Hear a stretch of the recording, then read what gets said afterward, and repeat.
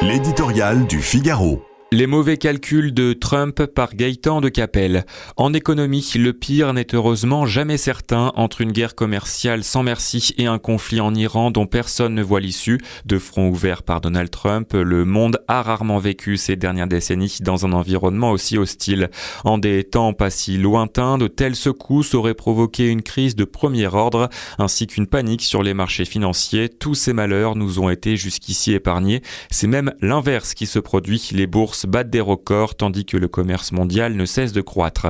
Ce petit miracle traduit la transformation en profondeur d'un univers que l'on pensait figé.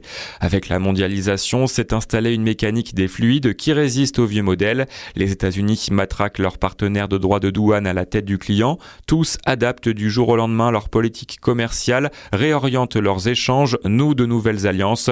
La fermeture du détroit d'Ormuz paralyse une partie des routes commerciales.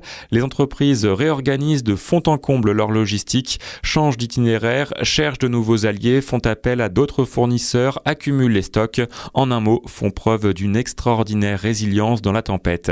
S'il ne provoque pas encore de catastrophe, ce grand bouleversement n'en redessine pas moins la carte du commerce mondial et consacre la superpuissance de la Chine, car les droits de douane ont jeté nombre de pays dans les bras de l'ogre chinois dont les produits inondent la planète et dont la balance commerciale bat tous les records.